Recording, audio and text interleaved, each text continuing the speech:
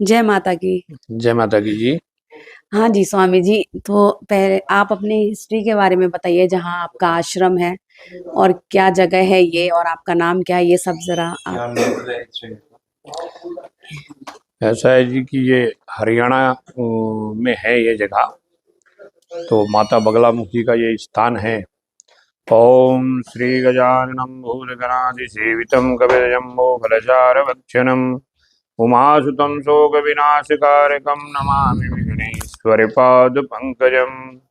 सर्वमङ्गलमाङ्गल्ये शिवे सर्वार्धसाधिके शरणे त्र्यंबके गौरी नारायणी नमस्तुते। आज माँ भगवती जगदम्बा का प्रथम नवरात्र दिवस, नव वर्ष, नया साल, नया संवत आज बदला हुआ है। चारों तरफ से माँ भगवती जगदम्बा का आशीर्वाद प्राप्त हो रहा है। ऐसा है जी कि ये हरियाणा प्रांत के अंदर जो है माँ बगलामुखी का एक पीठ स्थापित है। कुछ कथाओं में इसका वर्णन ऐसा आता है कि ये महाभारत काल में माँ पीताम्बरा का स्थान यहाँ स्थापित हुआ है। कुछ ऐसी किंवदंती कथाएं हैं यहाँ जुड़ी हुई कि माँ सरस्वती का जो तट है ये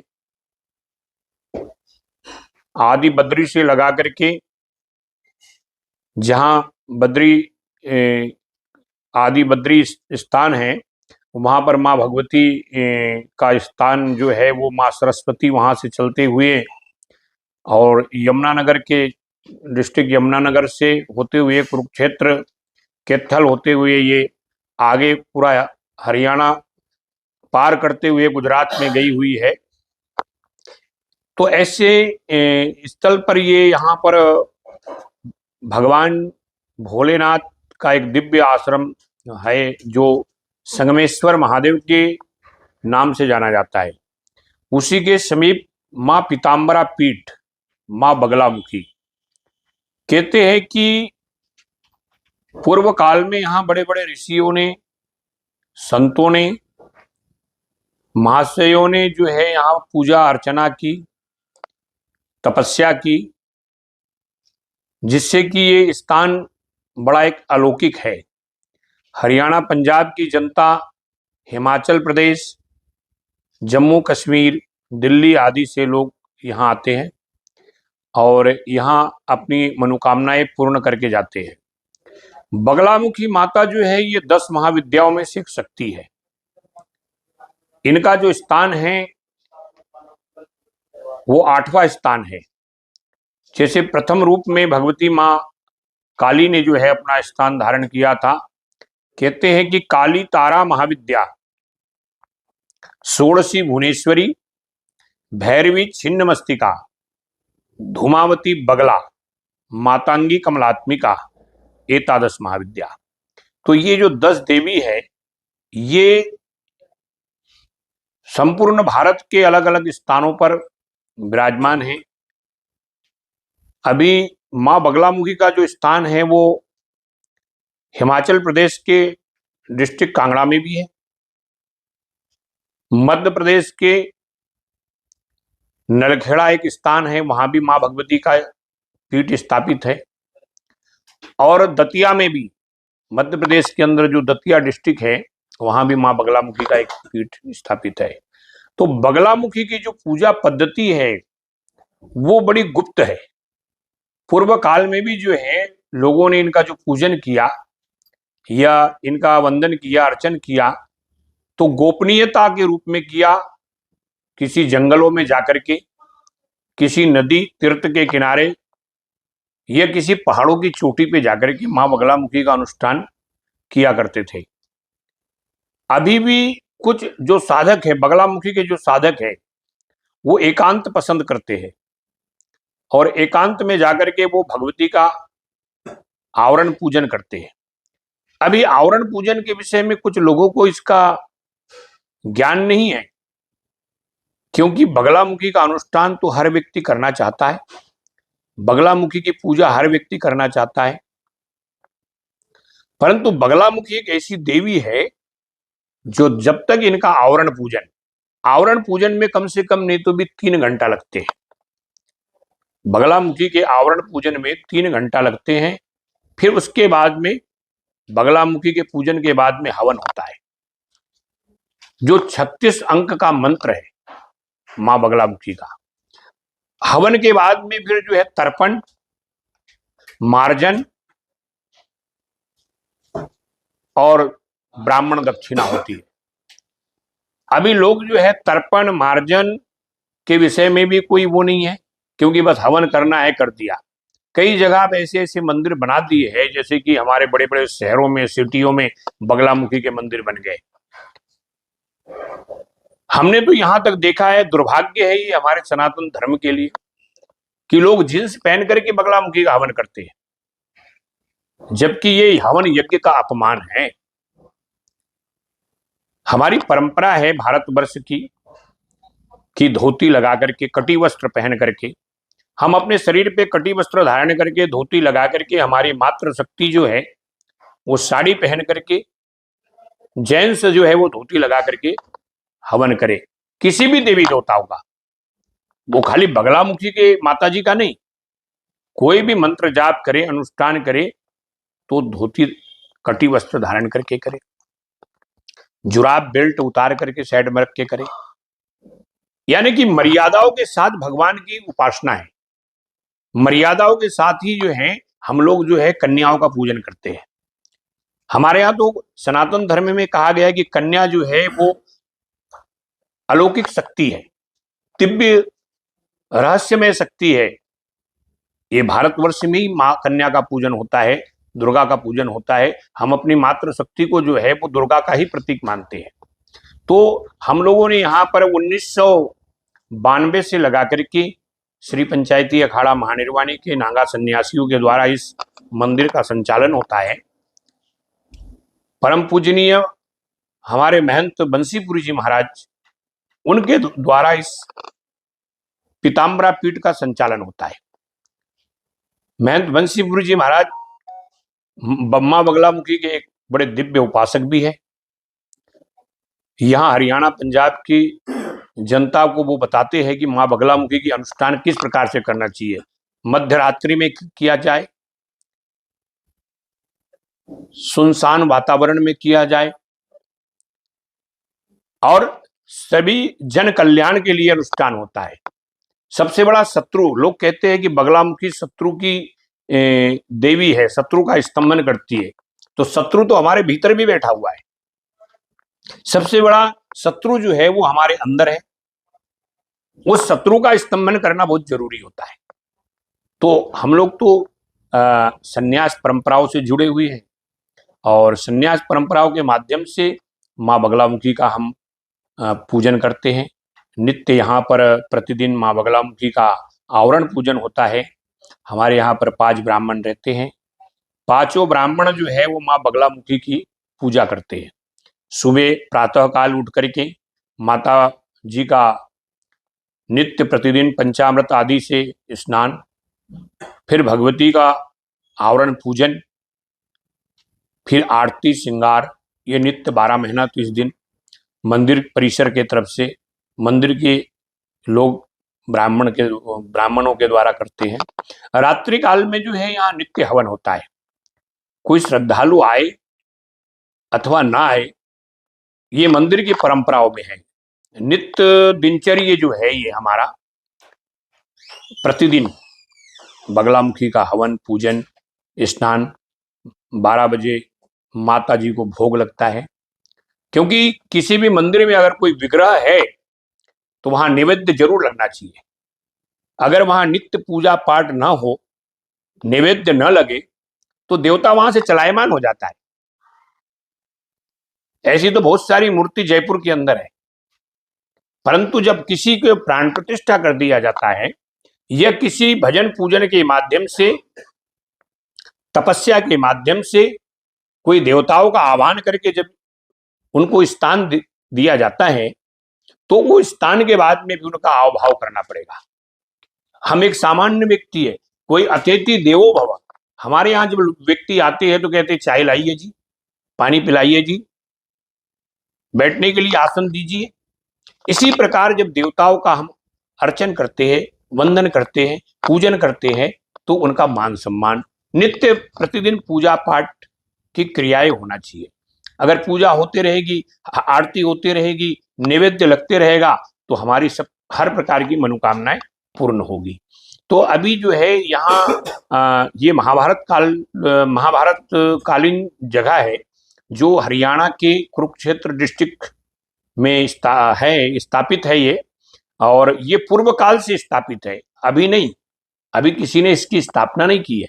ये हमने तो ये भी सुना है कुछ कथाओं के माध्यम से कि महाभारत काल में यहाँ पर कई ऋषियों ने, कई योद्धाओं ने जो है माता जी का आशीर्वाद लिया है। ये पूरा का पूरा बेल्ट जो है 48 कोस की जो भूमि है, ये महाभारत क्षेत्र रहा है। ये महाभारत, कहीं सेनाएं थी, कहीं योद्धाएं उनके थे, कहीं पर उनके टेंट लगे हुए थे, कहीं पर उनकी रसोई थी, कहीं पर जो है वो सब उनका पूरा एक पूरा क्षेत्रफल बटा हुआ था। तो उसमें हमारे कैथल डिस्ट्रिक्ट है, कुरुक्षेत्र डिस्ट्रिक्ट है, यमुनानगर डिस्ट्रिक्ट है, ये कई डिस्ट्रिक्टों में इनका क्षेत्रफल रहा है। तो ये पूरा का पूरा एक ऋषियों की एक तपोस्थली रही है। तो तपोस्थली के साथ साथ ये है कि यहाँ पर देवताओं का आगमन होता था, और देवी माँ भगवती काली का स्थान है पेवा में, दक्षिणा काली पीठ के नाम से।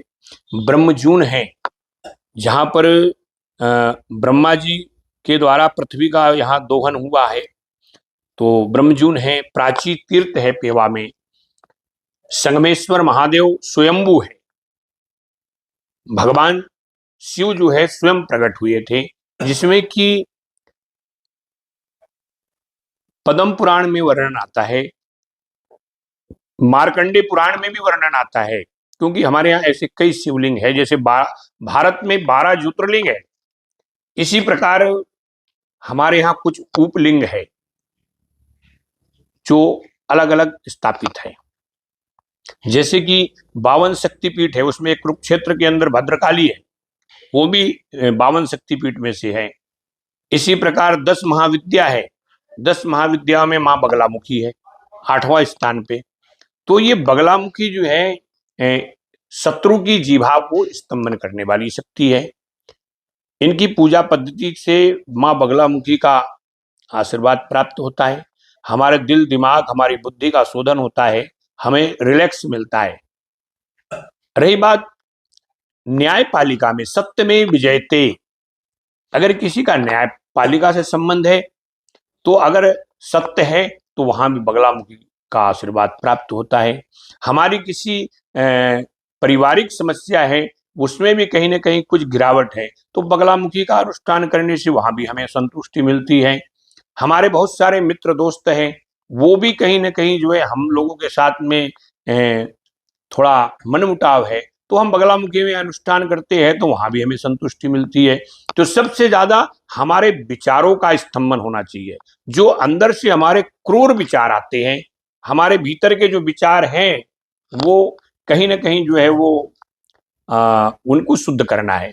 जैसे कि बगलामुखी का जो मंत्र है कि ओम ह्लीं बगलामुखी सर्वदुष्टानाम वाचम मुखम पदमस्तम्यम जिभ्याम कीलय बुद्धि विनाशय। तो कौन सी जीभा को किलना है, कौन सी बुद्धि का वो स्तंभन करना है, यह किस प्रकार की, तो हमारी विचारधारा है, हमारी जो विचार है, जो अंदर भीतर के जो विचार है, उनको शुद्ध बनाना है। तो बगलामुखी में हम मत्था टेकने से, इनका प्रसाद पुष्प, इनका आशीर्वाद लेने से, हवन यज्ञ करने से हमारे विचारों में एक एनर्जी प्राप्त होती है, हमारे विचारों की एक शक्ति मिलती है हमारे विचारों को। तो हम कहीं भी जाते हैं तो हमें एक बड़ी एनर्जी प्राप्त होती है। न्यायपालिका में जाएंगे, किसी हॉस्पिटल में जाएंगे, किसी यार दोस्त से मिलने जाएंगे, तो वहां भी हमको ऐसा लगेगा कि हमारे साथ माँ बगलामुखी है, तो हमें एक नई ताकत मिल जाएगी। क्यों कि भगवान जो है अंदर की जो हमारी जो बैटरी लो हो जाती है, हमारे अंदर की जो एनर्जी वीक हो जाती है, तो भगवती की उपासना करने से वो रिचार्ज हो जाती है।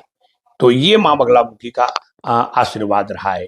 रही बात, हम लोग सन्यासी है, हम लोग कोई कथा वार्ता वाले व्यक्ति नहीं है, हम कोई प्रचार प्रसार नहीं करते, हम तो सिर्फ साधक है, हम खाली साधना करते हैं।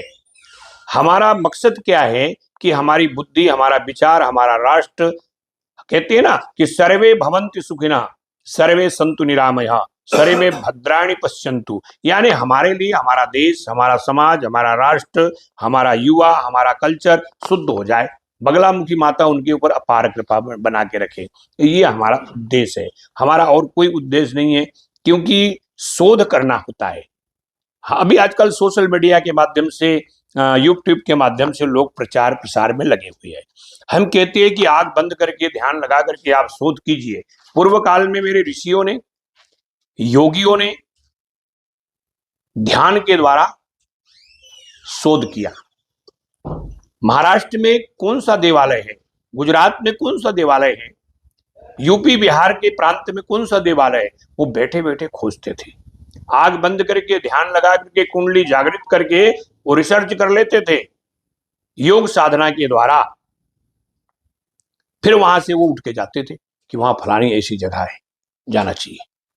अभी क्या है कि हम लोग ध्यान, स्वाध्याय, योग, पूजा पद्धति वो सब धीरे धीरे छोड़ दिए। पत्रकार मीडिया में क्या आया वो देखना है। आजकल मीडिया के माध्यम से हमारे यहाँ पर हम लोग पूजा पद्धति को समझ रहे हैं। मीडिया क्या बताएगी? अरे अपने माँ कहते हैं ना कि प्रात काल उठ के रघुनाथा, मात पिता गुरु ना वो माता। ये मीडिया नहीं बताएगा, ये बताएगा अपनी माँ, अपने पिता कि सुबह उठ करके माता पिता के चरणों को प्रणाम करना चाहिए, सुबह उठ करके धरती माँ को प्रणाम करना चाहिए, सुबह उठ करके नित्य स्नान ध्यान करके देवालय में जाकर के हनुमान जी महाराज को मत्था टेकना चाहिए, माँ बगलामुखी को मत्था टेकना चाहिए। अगर कोई देवी देवता नहीं है तो पीपल के वृक्ष के ऊपर ही जो है ब्रह्मा जी वहां है, उन पे भी जल चढ़ाना चाहिए। हमारे यहाँ तुलसी को माँ का स्थान दिया है, तुलसी की पूजा करना चाहिए। ये हमें सोशल मीडिया नहीं बताएगा, ये हमारे घर से ही चलेगा, ये हमारे माता पिता ही बताएंगे। गौ की सेवा होना चाहिए, गौ को रोटी देना चाहिए, गौ पूजा होना चाहिए। भारत का गौरव का विषय है। जिस दिन यहां से गौ, ब्राह्मण, साधु का निरादर हो जाएगा, उस दिन समझ लेना घोर कलयुग आ जाएगा। अभी तो कलयुग आया नहीं है, वो अभी यज्ञ हो रहे, अनुष्ठान हो रहे, गौ पूजा हो रही है, कमी आई है परंतु अभी फिर भी है। इसलिए हमारे देश में 16 संस्कार है और 16 संस्कारों में कई ऐसे संस्कार है अभी पाश्चात्य परंपराओं में कन्वर्ट हो गए, वो बदल गए, हम भूल गए। तो अभी इसको जानना जरूरी है। मैं आप लोगों के माध्यम से समाज को ये कहूंगा कि कहीं जाने की अभी जरूरत नहीं है। सिर्फ हमारा राष्ट्र बहुत अति सुंदर राष्ट्र है, भारत की तो कोई बराबरी कर ही नहीं सकता। यहां पर 52 शक्तिपीठ है, भारत के अंदर 52 शक्तिपीठ है, 10 महाविद्या है, चारों धाम है, सप्तपुरी है। अगर भ्रमण करना है तो 7 पुरियों में जाके भ्रमण कीजिए, चारों धाम में जाकर के आप दर्शन कीजिए, 52 शक्तिपीठ पे जाकर के दर्शन कीजिए, 10 महाविद्याओं में जाकर के मां का आशीर्वाद लीजिए।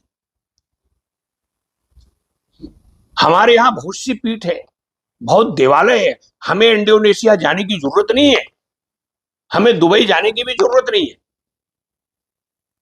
हमें कनाडा जर्मन जाने की भी जरूरत नहीं है। हमें जरूरत कहां है? मेरे देश का गौरव क्या है, मेरे राष्ट्र की एनर्जी में हमको भ्रमण करना है, मेरे राष्ट्र में जो एनर्जी है ना वो हमें लेना है। अभी लोग क्या कहते हैं, बोले हम भ्रमण करने जा रहे हैं, कहां? देश विदेश यात्राएं। लोग तो यहां तक कि बच्चा पैदा करने के लिए अमेरिका जाते हैं। भारत देवताओं का देश है, भारत जो है वो देव ऋषियों की धरती रही है। यहां जिसका जन्म होगा वो देवता होगा। यहां जो कन्या जन्म लेगी वो दुर्गा होगी। यहां जिस बेटी का जन्म होगा वो अहिल्या होगी, वो द्रौपदी होगी, वो कुंती तारा होगी, झांसी की रानी हो सकती है। भारत के अंदर जिसका जन्म हुआ वो साक्षात मां भगवती का प्रतीक होगा। क्यों? कि भारत की जलवायु के अंदर देवताओं का संचारण होता है। यहां जो जन्म लेगा वो भगत सिंह होगा, राजगुरु होगा, सुखदेव होगा। यहां का बालक जो है वो रामकृष्ण परमहंस होगा। यहां का व्यक्ति जो है महाराणा प्रताप सिंह होगा। इस प्रकार की यहाँ की, तो हम लोग तो अपने देश को छोड़ करके हम लोग जा रहे हैं कनाडा, अमेरिका, देश विदेश में। तो ये मां बगलामुखी की भजन करने से, मां बगलामुखी की तपस्या करने से ये एक एनर्जी हमें प्राप्त होना चाहिए। क्योंकि मेरे देश में जो चीज है वो कहीं नहीं है। हमने बगलामुखी का अनुष्ठान किया। कुछ लोग आए श्रद्धालु, वो कहते मैं बगलामुखी का अनुष्ठान मैंने किया, हिमाचल में जाकर के किया, मैंने कुरुक्षेत्र पेहवा में जाके किया, मुझे तो कुछ लाभ नहीं मिला। आप क्या लाभ लेना चाहते हैं? मैं जानना चाहता हूं आपके चैनल के माध्यम से कि क्या लाभ लेना चाहते हैं। आपने बगलामुखी का 1.25 जाप किया, आप किस उद्देश्य से किया? आपने न्यायपालिका के लिए किया? आपने किसी का कहीं धन आपका मर गया था उसके लिए किया? कि आपने अपने विचारों को शुद्ध करने के लिए कि मेरी पत्नी, मेरा बेटा और मैं, मेरा परिवार एक बगलामुखी के आशीर्वाद से सुरक्षित रहे, मेरा कारोबार सुरक्षित रहे, मेरा दिनचर्या सुरक्षित रहे, मेरे हाथों से कोई गलत न हो जाए, मेरी धर्मपत्नी, मेरा बेटा जो है वो मेरे से रुष्ट न हो जाए। इसलिए आपने बगलामुखी का अनुष्ठान किया था ना। आपने इसलिए थोड़ी किया था कि मेरा जो है कनाडा का वीजा लगे। आपने इसलिए तो नहीं किया था कि मैं अमेरिका में जाकर के मेरे को नागरिकता प्रदान हो। आप तो बगलामुखी का अनुष्ठान करने के लिए आए थे महाराष्ट्र से। आपने तो यही कहा था कि मेरे परिवार सुखी संपन्न रहे, मेरा राष्ट्र, मेरा देश, मेरा सनातन संपन्न रहे, मेरे को रिलैक्स मिले, मुझे और किसी चीज की आवश्यकता नहीं है। मेरा कुटुंब, मेरा परिवार, मेरा संगठन, मेरे भाई भतीजे, मेरे को जितना माता ने दिया है उतने में मेरी तसल्ली हो जाए। इसलिए भक्ति होती है। अगर आपके पास करोड़ों रुपए आ जाए और आपको रिलैक्स न मिले, आपके पास में कई करोड़ रुपए आ जाए और आप जो है धर्मपत्नी और बच्चों में आपकी अनबन हो जाए, तो क्या करोगे आप? उस धन का क्या लाभ है? इसीलिए जो है आज के समय में हम लोगों को दैविक शक्ति की उपासना करना चाहिए। यहां पर मां बगलामुखी का जो स्थान है, यहाँ श्री पंचायती अखाड़ा महानिर्वाणी, हमारे यहाँ 13 अखाड़े हैं और 13 अखाड़े में हमारे सन्यासियों के 7 अखाड़े हैं। चारों कुंभ करते हैं हम लोग। भारत में 4 कुंभ लगते हैं। चारों कुंभ में हम लोग शाही स्नान करते हैं। हमारे ऋषियों ने, हमारे संतों ने हमें यही शिक्षा दी है कि लोगों का जन कल्याण हो। मां बगलामुखी के अनुष्ठान करने से लोगों के विचारों को शुद्धिकरण हो जाए। मां बगलामुखी के भजन करने से, हवन यज्ञ करने से परिवार में एकता, संगठन बना रहे। मां बगलामुखी की पूजा पद्धति करने से हम लोगों के विचारधाराओं में, हम भाईचाराओं में एक बड़ी जबरदस्त बढ़ोतरी हो। ये हमारी संस्था सिखाती है। हमारी संस्था ये नहीं सिखाती है कि जाओ आप लोगों का ये हो जाएगा, आपका वो हो जाएगा, आपका वीजा लग जाएगा, आप जो है सट्टा लगा दो तो आपको पैसे मिल जाएंगे। ये हमारी संस्था नहीं सिखाती है। हमारी संस्था तो ये सिखाती है कि मातृ देवो भव, पितृ देवो भव, गुरु देवो भव। ये सिखाती है हमारी संस्था। हमारे यहाँ पर बड़े बड़े संतों ने कई किताब, 10 महाविद्या के ऊपर हमारे बुजुर्गों ने कई ऐसी किताबें लिखी जो आज इस धरा पे नहीं रहे। कनखल हरिद्वार में हमारे गुरुजी थे, महाकाल मंदिर में हमारे महाराज जी थे, हमारे अभी परम पूजनीय महंत बंसीपुर जी महाराज यहाँ हैं। और हमारे महंत जी अभी कनखल हरिद्वार में महंत रविंद्रपुरी जी महाराज है, जो अखिल भारतीय अखाड़ा परिषद के अध्यक्ष भी है। तो वो हम लोग सब एक ही शिक्षा देते हैं कि सारा देश हमारा सुरक्षित, हमारा राष्ट्र सुरक्षित कब होगा, जब हमारे घर का संगठन रहेगा। कि अखाड़े इसीलिए स्थापित हुए थे। भगवान आदि गुरु शंकराचार्य महाराज ने 7 अखाड़े की स्थापना की, जिस समय पूरा भारत जो है बौद्ध धर्म के युद्ध के मैदान में था। उस समय जो है भारत हमारे धर्म को छोड़ करके अन्य धर्मों में चला गया था। वैसे समय में भगवान शिव जो है इस पृथ्वी पे प्रकट हुए थे। केरला के अंदर भगवान शिव आचार्य शंकर के रूप में आए। उनने जो है बहुत सी ऐसी परंपराओं का एक वो किया, जन्म दिया उनने, जिससे कि 7 अखाड़े स्थापित हुए। और 7 अखाड़ों का एक ही काम है कि लोगों को जोड़ना। परिवार जुड़ेगा, हमारा प्रांत जुड़ेगा। परिवार जुड़ेगा, हमारा देश जुड़ेगा। परिवार जुड़ेगा, हमारा जो है ना पूरा विश्व जुड़ जाएगा। तो हमारा तो जोड़ने का काम है। हमारे को मंदिर के बहाने, गुरुद्वारा के बहाने, पूजा की पद्धति के बहाने सबको एक सूत्र में जोड़ने का काम है। गौ ब्राह्मणों की सेवा करे, राष्ट्र की सेवा करे, पर्यावरण। आज पर्यावरण के ऊपर जो है इतना बड़ा कुठाराघात हुआ है, जिसके पास में 100 किल्ले जमीन है वो भी पेड़ नहीं लगा रहा है। क्यों नहीं लगा रहा है? बोले वहां फसल नहीं होगी। अभी कोविड आया था, कोविड काल में हम ऑक्सीजन के लिए इतने परेशान रहे। कोविड काल में अभी कुछ ज्यादा लंबा समय नहीं हुआ, तो हम लोग इतने परेशान रहे, फिर भी भूल गए। पर्यावरण के ऊपर हमारा ख्याल नहीं है। पर्यावरण है तो सब कुछ है। हमारे यहाँ पेड़ पौधे, हरा भरा वायुमंडल, वातावरण अच्छा रहेगा, हमें शुद्ध हवा मिलेगी, शुद्ध ऑक्सीजन मिलेगा, शुद्ध हम लोग अपनी सांस लेंगे, हमें भजन करने की शक्ति मिलेगी, हमें पूजा पद्धति करने की शक्ति मिलेगी। जब हम पेड़ पौधे ही काट देंगे तो हमारा जीवन तो अंधकार में चला जाएगा। हमें कहां से ऑक्सीजन मिलेगा? जब पर्यावरण होगा तभी जाके हमें ऑक्सीजन मिलेगा ना जी। इसलिए आज हमें सबसे ज्यादा देश, आपके चैनल के माध्यम से ये हम पूरे राष्ट्र को अवगत करवाना चाहते हैं कि मंदिरों की पूजा तो है ही है, मंदिरों के साथ साथ पेड़ पौधों की पूजा की जाए। अधिक से अधिक पेड़ लगाए जाए, अधिक से अधिक पेड़ लगा करके उसमें जल पानी डाल करके उसका पालन पोषण किया जाए, जिससे कि पर्यावरण की आवश्यकता है देश को।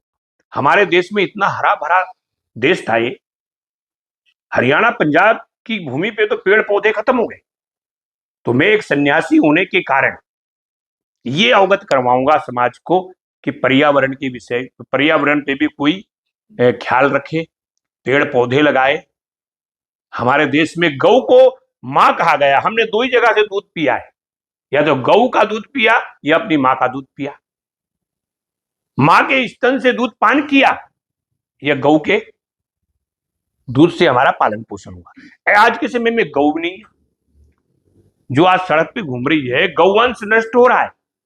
जब गौ ही खत्म हो जाएगी, हमारे यहां तो गौ के गोबर से भी पूजा होती है ना, गौ गोबर से भी हम लोग पूजा करते हैं। तो गौ के ऊपर भी हम लोगों ने एक ख्याल रखना चाहिए, संत महात्माओं के माध्यम से, आम जनमानस के माध्यम से, कि गौ की सेवा हो, पर्यावरण की सेवा हो। वही सच्ची सेवा मां बगलामुखी की, वही पूजा जो है हमारा यज्ञ है। हम यज्ञ करते इसलिए, यज्ञ का क्या है, परिभाषा क्या है? ऋषि लोग करते थे, राजा लोग करते थे, पूर्व काल में, युग द्वापर में, त्रेता में, सतयुग में, सब में हम लोग जो है वो यज्ञ करते थे। यज्ञ से पर्यावरण शुद्ध हो जाता था। यज्ञ की आहुतियों से, यज्ञ के धुआं से पेड़ पौधे, पक्षी, जीव जंतु, सबको एक ऑक्सीजन मिलता था। हमको एक प्राण वायु, प्राणों को चलाने के लिए वायु प्राप्त होती थी। वो चीज अभी वो हो गई है। इसलिए आपके चैनल के माध्यम से तो मैं ये कहूंगा कि आप बहुत अच्छा काम कर रहे हो। आप पूरे भारत में घूम रहे हो, पूरे भारत के कवि, काफी देवालय, क्योंकि हमारा जो साहित्य है वो बड़ा अभी इस समय छुप गया है। उसको जागरूकता करने की आवश्यकता है।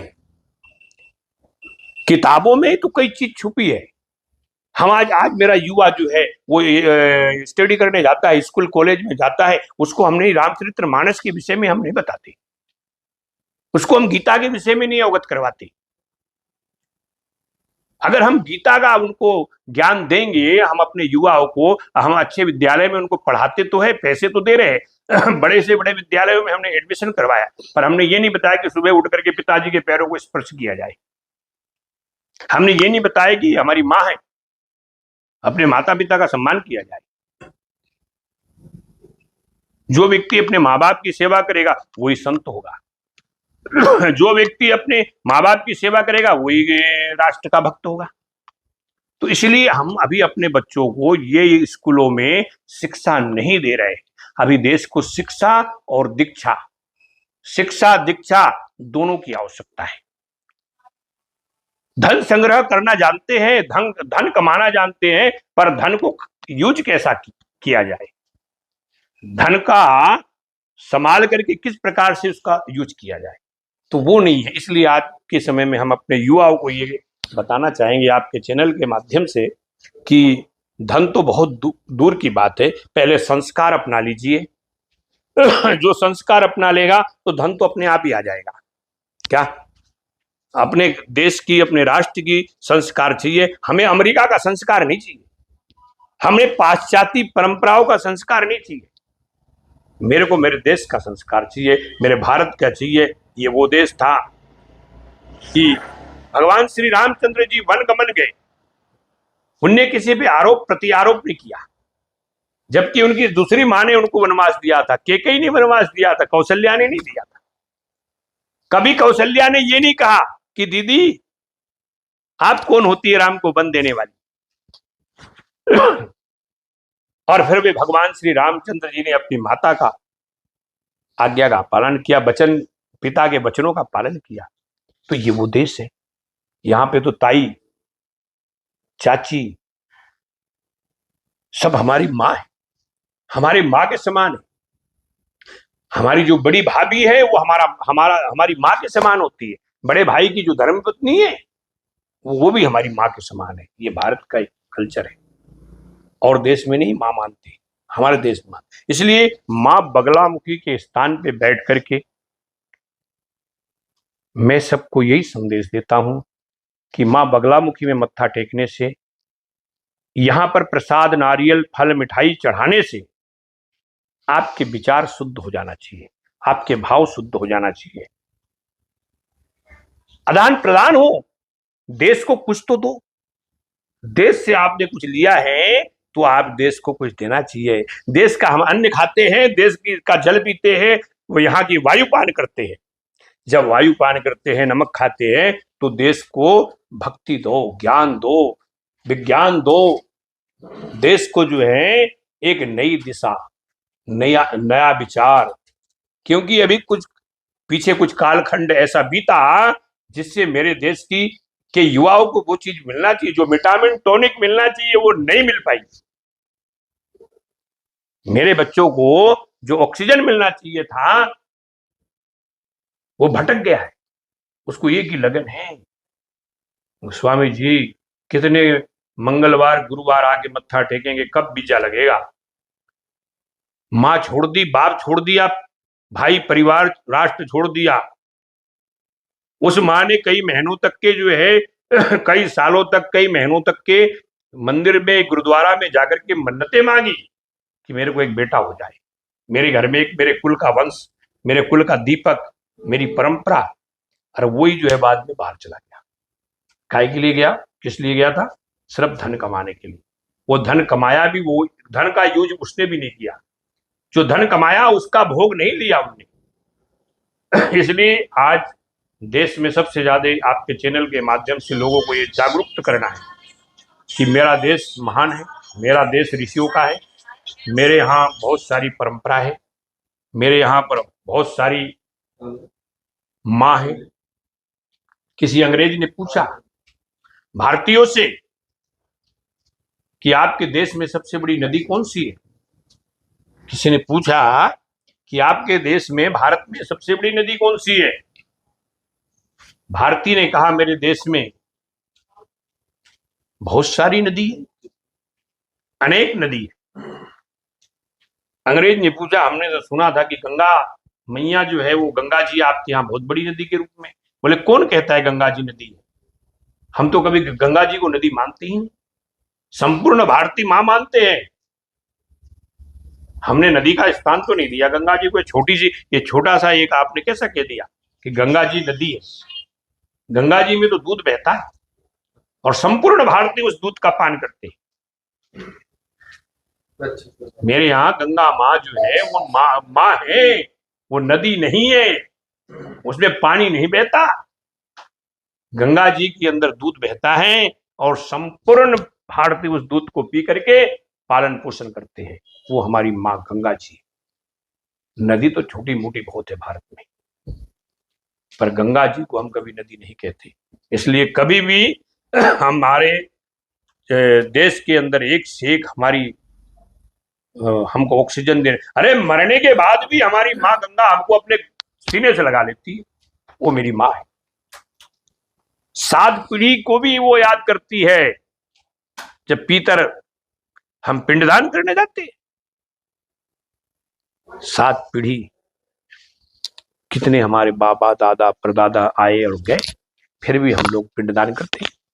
तो वो ये भारत देश है। मैं भारत की बात करता हूँ, भारत की रोटी खाता हूँ। मेरे देवी देवता है, मेरी माँ पीताम्बरा बगलामुखी है, भोलेनाथ है। ये सबको यही प्रसाद दे। हमें कुंडली जागृत नहीं करना है, हमें देश के विषय को जागृत करना है। यही कुंडली है, यही कुंडली है। देश जागृत हो जाएगा, देश मातृ देवो भव कहने लगेगा, पितृ देवो भव कहने लगेगा। यहाँ छोटे बड़े का सम्मान होगा, पति पत्नी का सम्मान होगा। कहां से लोगों ने अभी कह दिया वो मेरे हस्बैंड, मेरी वाइफ, ये तो हमारे भूगोल में नहीं है। वाइफ शब्द का है, मेरी अर्धांगिनी हो सकती है, मेरी धर्म पत्नी है। धर्म पत्नी उसे कहा जाता है कि अपने पति को धर्म के मार्ग पे चला दे, वो धर्म पत्नी। जन्म जन्मांतर के पुण्य उदय होने के बाद दाम्पत्य जीवन का एक सूत्र बनता है। पति पत्नी के जो रिश्ते हैं वो अलौकिक है, वो जन्म जन्मांतर से। उसके रक्त से, मेरे रक्त से एक नया युवा, एक नई जनरेशन को जन्म मिलता है। वो राष्ट्र का निर्माता होगा, वो बहुत बड़ा ऋषि बनेगा।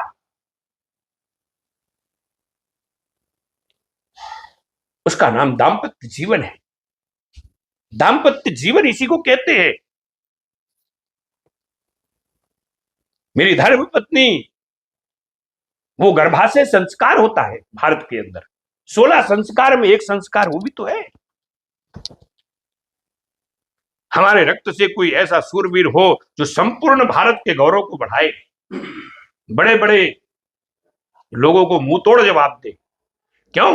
स्वामी विवेकानंद जी महाराज ने अमेरिका में जाकर के डंके की चोट पे वहां के अच्छे अच्छे लोगों को जो है बताया था कि मैं कौन हूं और कहां से आया हूं। आज भारत के सभी सारे साइंटिस्ट नासा में भारतीय तो है। कौन है वो मेरे देश के ही नागरिक है जो नासा में बैठे हैं। हमारे पास वो औषधि है कि बिना भोजन बिना जल के भी हम 12-12 साल रहे हैं। मेरे देश में वो औषधि है। मेरे देश में कई औषधि ऐसी है जो हम कई वर्षों तक जल पी करके भी जो है युद्ध लड़े हैं। बड़े बड़े युद्ध, सांसारिक, मानसिक, आध्यात्मिक, ये सब हमारी भारत की जलवायु से प्राप्त हुआ है। तो इसलिए ये ऋषियों की धरती है। आप माँ बगलामुखी में आए, आपका धन्यवाद, आपका स्वागत। मुझे अच्छा लगा कि आप अलग अलग प्रांत में जाकर के साहित्य, छुपा हुए साहित्य को प्रकाशित कर रहे हैं। बड़े बड़े देवालय जो है आज लोगों को पता नहीं है, तो आपके माध्यम से, आपके चैनल के माध्यम से आप लोगों को ये प्रसाद वितरित कर रहे हैं, तो आप गौरवशाली है। लोगों ने देश विदेश की परंपराओं को प्रकाशित किया है। पर आप भी महान हैं, दोनों पति पत्नी। आपकी धर्म पत्नी को भी मैं धन्यवाद करता हूँ, आपको भी मैं धन्यवाद करता हूँ कि आप जंगलों में, पहाड़ों में, कंदराओं में जाकर के नई नई चीज निकाल करके जो पुरानी चीज है उसको अभी नए सिरे से निकाल रहे हो। जो पौराणिक वस्तु थी, जो लुप्त हो रही थी, हमारे सागर, हमारे तालाब, हमारी बावड़ी, हमारे देवालय, हमारे तीर्थ,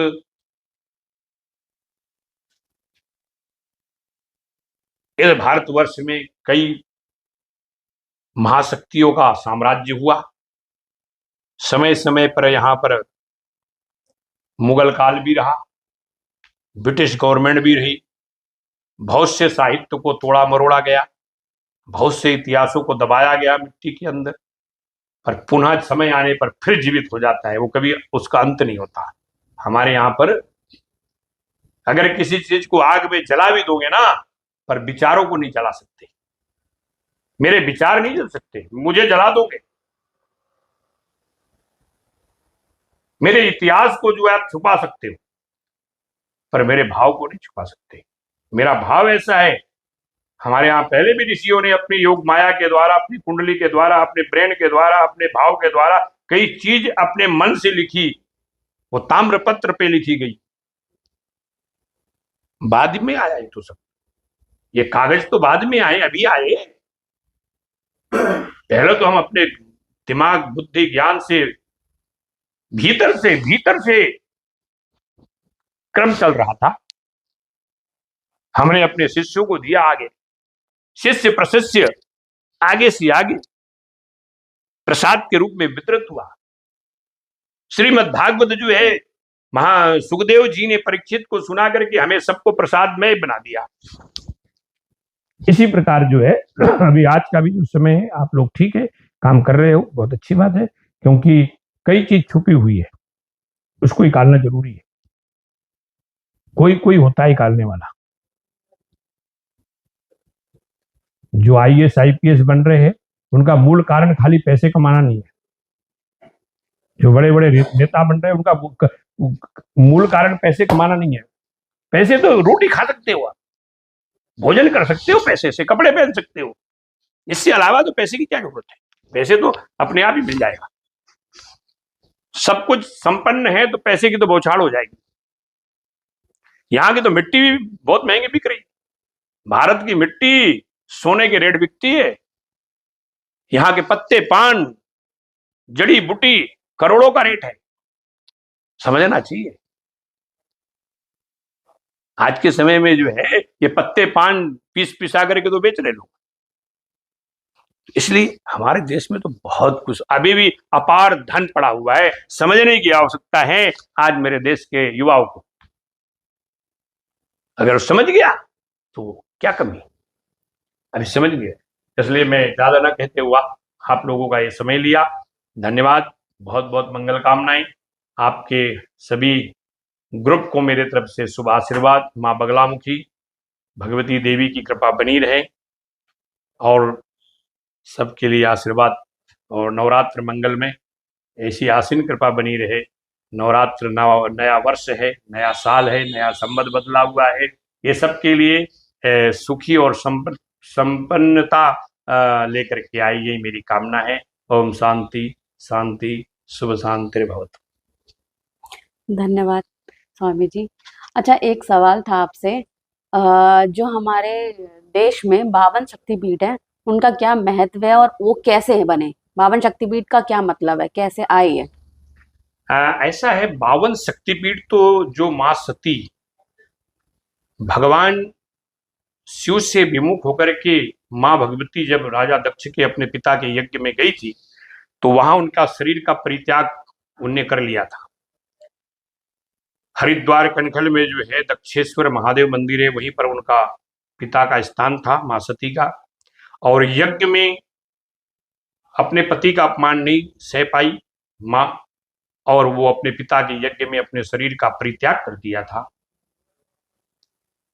उससे भगवान क्रोध होकर के यज्ञ को वीरभद्र जी के द्वारा, भगवान के कई ऐसे गण थे, उनके द्वारा यज्ञ विध्वंस हुआ, नष्ट हुआ। यहां तक के कि कई लोगों देवताओं में बड़ा संग्राम हुआ। उस प्रतिशोध का फल जो है वो दक्ष को भी प्रसाद के रूप में मिला गया। भगवान अपने ससुर का जो अपमान किया था तो दक्ष को भी उसका दंड सहना पड़ा। तो माँ भगवती उसके शरीर को भगवान शिव अंतरिक्ष में लेकर के इतने प्रिय थे, क्योंकि पति पत्नी के भी मैंने आपको कुछ बात कही थी, वही है कि भगवान शिव के बिना शक्ति नहीं और शक्ति के बिना शिव नहीं।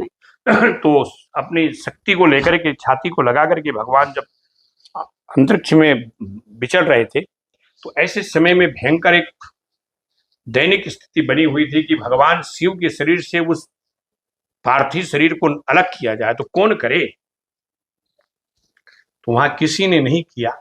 भगवान नारायण के चक्र सुदर्शन के द्वारा 52 टुकड़े किए गए। उस डेड बॉडी जो है, जो वो जो शरीर था माता जी का, उसके 52 टुकड़े हुए और संपूर्ण भारत की अलग अलग दिशाओं में, अलग अलग धरतियों पे वो गिर गए जमीन पे।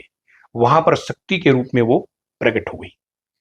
जैसे कुरुक्षेत्र में माता का वो गिट्टा गिरा हुआ है, पैर का, ये पीछे का जो भाग है, ये पैरों का, ये कुरुक्षेत्र में गिरा हुआ है। और कहीं उंगली गिरी, कहीं नेत्र गिरी, कहीं कुछ गिरी। तो इस प्रकार से जो है माता जी का शरीर पूरे संपूर्ण भारत के अंदर 52 शक्तिपीठ के रूप में वो कहीं कहीं गिर गया, वहां शक्तिपीठ बन गई।